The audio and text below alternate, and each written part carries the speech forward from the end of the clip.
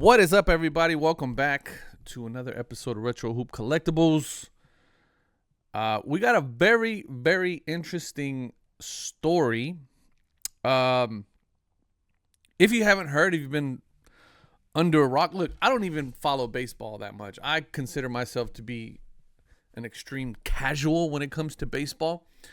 I watch baseball. Obviously, my Astros are the greatest team to ever be assembled. Don't argue with me, argue with your mama. We're going to win the World Series again this year, so that's going to be awesome. But as I've been watching, obviously it's not escaped that, Shohei Ohtani has done something extremely extraordinary. And I think what is happening now is really a indication of where the hobby is going, which is great. So if you don't know what I'm talking about, Shohei Ohtani just recently joined the 50-50 club. He's the only player to ever have done it. If you're not into baseball as much like I am, one of the big things was the 40-40 club, which is 40 stolen bases, 40 home runs in a single season. And that's, there's a list of people that have made that prestigious group. However, Shohei took it to another level, which is the 50-50 club. Now, there's been a couple of guys, I think Alex Rodriguez, A-Rod, and I believe it's A-Rod and somebody else. Somebody from the Yankees, obviously, from the Yankees. Got close to, let's see here. I think it was in this article. They got pretty close to it, but nobody has ever gotten into that 50-50 club other than Shohei Ohtani. So he sits in there all in on his own, which is a great thing. I mean, there's a big thing going on about the baseball right now. The baseball itself, I think, is on Golden at the moment for like $1 million and change, like 1.314. I think it's estimated to be like $3 or $4 million, something like that. I don't know. The thing about it is that, we've been, obviously, Fanatics has taken over Topps, right? The Fanatics now owns the whole thing.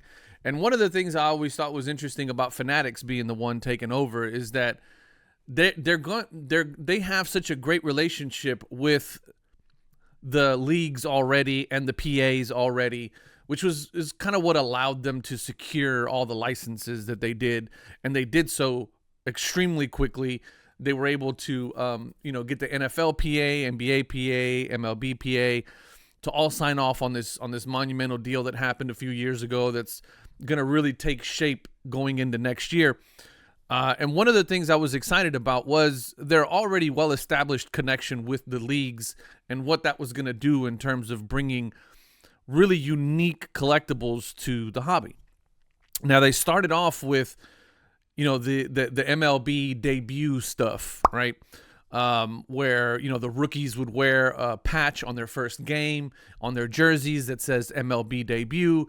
And then that patch later on would be available, obviously in high-end product. But you would be able to hit product that has pieces of memorabilia on it from that particular player's first game. And then obviously the big chase would be the actual MLB debut patch itself. That's all really interesting and cool stuff, right?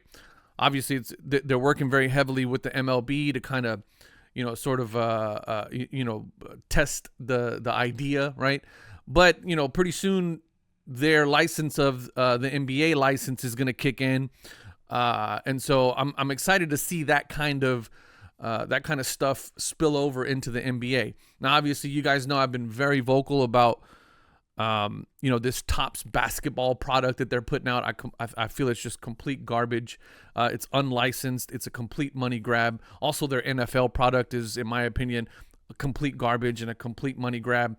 They're doing so obviously because of the big name of Victor Wembanyama, the big name of a CJ Stroud, and they're trying to capitalize on that. So they have exclusive rights locked up with both of those guys individually from an NIL standpoint, but they don't have the respective licenses of the leagues to be able to print licensed cards. And so, in my opinion, anything that you buy from Victor Wembanyama or CJ Stroud or NBA or NFL, before next year, it's garbage in my opinion. But that's neither here nor there.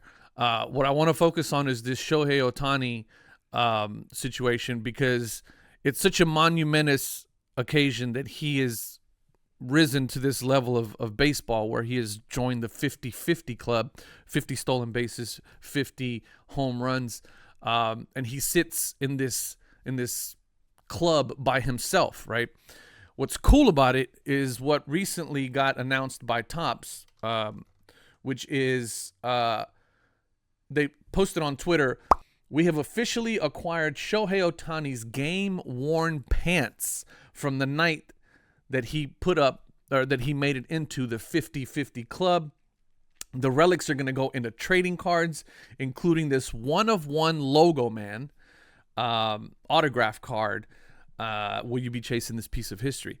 This is really cool stuff. This is the kind of stuff that I'm excited for when it comes to Fanatics taking over the sports card hobby and things like that. Obviously, there's a bunch of other things. There's pros and cons to all of this, right? I mean, but when it comes just strictly to collecting and strictly for the hobby, this is the kind of stuff that Fanatics is really going to bring to the table, because of their already well-established relationships with the leagues and the PAs of those respective leagues. This is the kind of stuff that really goes, makes this worthwhile, right? I mean, who wouldn't? I mean, even the logo man, obviously the logo man piece is just tiers above, but how cool would it be to just have, I mean, I'm not even a baseball guy, and I would love to have just even a relic piece, right, that says that this is the pants worn by Shohei Ohtani on this historic night, right? So, I'm really optimistic for the future of what Fanatics is going to do once obviously they get full licensing for the NBA and the NFL, to be able to see things like this, right? Imagine if we would have had the opportunity to, all the records that have been broken over the last couple of years in all sports, to be able to own a piece of that memorabilia from those teams, from those players when they break these historic records. And I feel like Fanatics is in a really good position to be able to bring all of that to the hobby.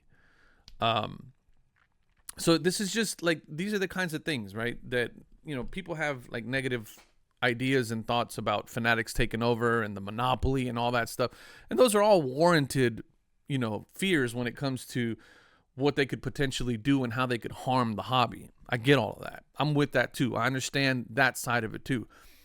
But then there's also the pros, which is this kind of stuff. And I don't know. I'm when I saw that announcement, I thought to myself, man, this is it. This is the future of what's going to happen as these historic things happen.